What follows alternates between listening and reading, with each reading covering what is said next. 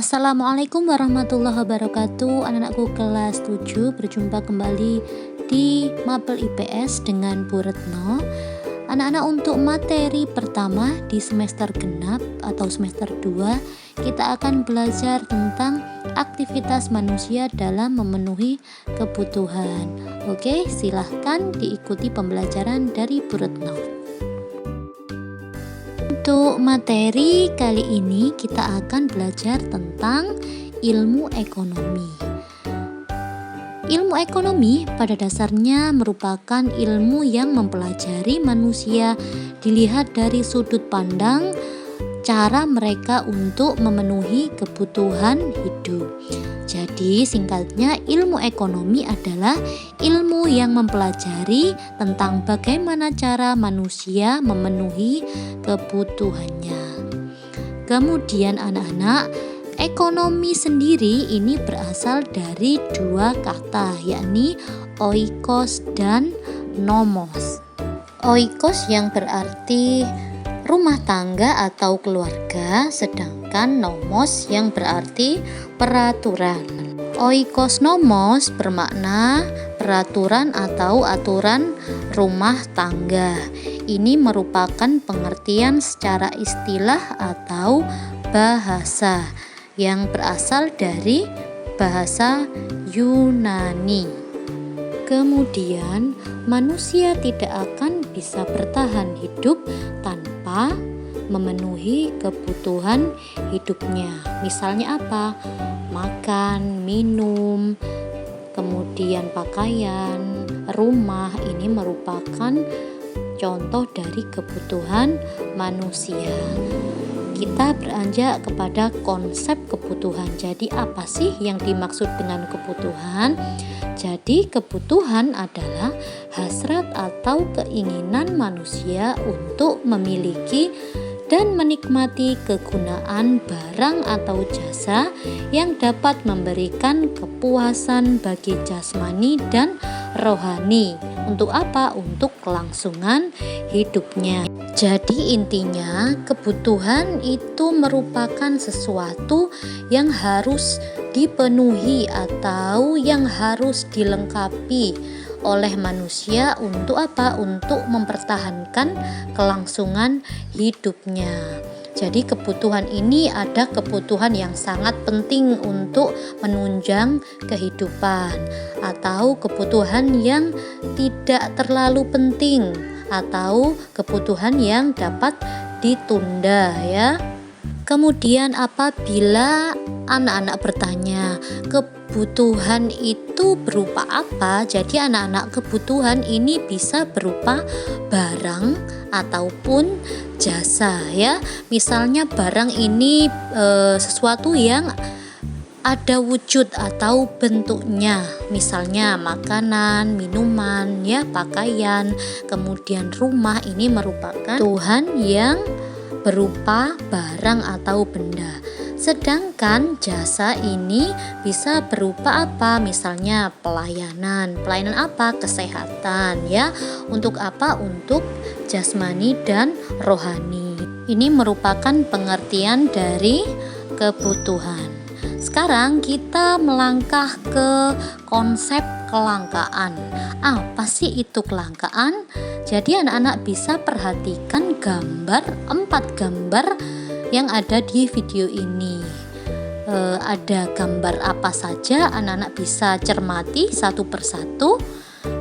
Dari gambar di video ini dapat dilihat banyak sekali individu atau manusia yang memperebutkan atau mengantri barang yang bisa dikatakan jumlahnya terbatas atau langka.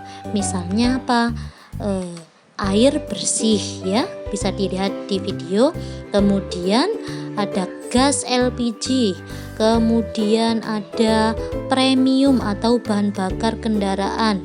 Jadi aktivitas Seperti yang ada di video, merupakan kegiatan manusia dalam rangka untuk menghadapi sebuah fenomena kelangkaan. Jadi perlu diketahui apa sih itu konsep kelangkaan. Jadi anak-anak, kelangkaan atau kondisi langka itu adalah kondisi di mana kebutuhan dan keinginan manusia itu sifatnya tidak terbatas atau banyak sekali atau sangat kompleks. Sedangkan alat pemenuh kebutuhan atau barang dan jasa ini sifatnya terbatas atau minim. Jadi anak-anak, kebutuhan dan keinginan manusia ini sangat banyak. Kemudian ditambah jumlah manusia juga sangat banyak. Sedangkan barang ini di alam atau diproduksi secara terbatas atau minim, sehingga timbul yang namanya kondisi kelangkaan atau langka. Secara ekonomi dikatakan bahwa permintaan akan kebutuhan ini kondisinya sangat banyak, sedangkan penawaran dari produsen ini sangat sedikit, sehingga sehingga terjadi kondisi kelangkaan atau langka. Sekarang kita menginjak pada macam-macam kebutuhan. Jadi anak-anak, kebutuhan ini dibedakan menjadi 5 kriteria utama. Yang pertama berdasarkan intensitasnya. Jadi kebutuhan berdasarkan intensitas ini merupakan kebutuhan yang tingkatannya paling penting, mendesak atau tidaknya bagi kelangsungan hidup manusia. Di sini dibedakan menjadi 3 kebutuhan, yakni kebutuhan primer, sekunder, dan tersier. Untuk kebutuhan primer ini merupakan kebutuhan manusia yang mutlak harus dipenuhi.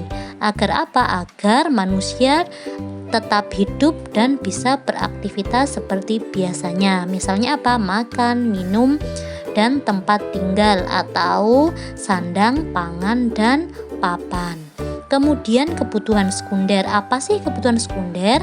Kebutuhan sekunder ini merupakan kebutuhan yang apabila kebutuhan primer ini terpenuhi bisa memenuhi kebutuhan sekunder. Misalnya televisi, handphone, kendaraan, dan alat elektronik lainnya. Kemudian kebutuhan tersier ini merupakan kebutuhan manusia yang ditujukan untuk kesenangan hidup manusia itu sendiri. Tentunya apabila kebutuhan primer dan sekunder terpenuhi. Misalnya Misalnya kebutuhan akan barang mewah, perhiasan, mobil, kemudian rumah atau perumahan mewah. Ini merupakan kebutuhan tersier. Kemudian kebutuhan yang berdasarkan sifat, ini ada kebutuhan jasmani, rohani, kemudian berdasarkan waktunya ada kebutuhan sekarang dan masa depan. Sedangkan untuk berdasarkan wujud ada material, imaterial, dan berdasarkan subjeknya ada kebutuhan individu, masyarakat, dan sosial. Kebutuhan menurut sifatnya, yakni kebutuhan jasmani dan rohani. Kebutuhan jasmani ini merupakan kebutuhan yang berhubungan dengan badan atau fisik ya. Jadi misalnya aktivitas olahraga, kebutuhan akan olahraga ini akan menunjang badan atau fisik seseorang untuk lebih bugar. Kemudian misalnya pelayanan kesehatan, ini juga berhubungan dengan badan atau tubuh seseorang. Sedangkan untuk kebutuhan rohani ini yang menyangkut tentang kepuasan rohani atau jiwa. Misalnya hubungan kita dengan Tuhan atau yang menyangkut religi. Misalnya sholat ya, berdoa. Ini merupakan kebutuhan akan rohani atau jiwa. Kemudian kebutuhan menurut waktu ini dibedakan menjadi sekarang dan masa depan. Jadi kebutuhan sekarang ini merupakan kebutuhan yang memang harus dipenuhi seseorang dalam waktu sekarang, atau bisa dikatakan sebagai kebutuhan yang mendesak atau primer. Jadi misalnya kebutuhan akan makan, minum, istirahat, ini merupakan sebuah kebutuhan yang sangat penting dan tidak bisa ditunda. Agar apa? Agar manusia dapat melangsungkan kehidupannya kembali. Sedangkan kebutuhan masa depan ini pemenuhan kebutuhannya dapat ditunda untuk waktu yang akan datang. Misalnya kebutuhan akan kepemilikan barang mewah, rumah mewah, perhiasan, ini kebutuhan yang harus di planning atau ada perencanaan, misalnya ada aktivitas menabung dan lain sebagainya. Ini merupakan kebutuhan masa depan. Kemudian kebutuhan menurut wujudnya ini ada kebutuhan material dan imaterial.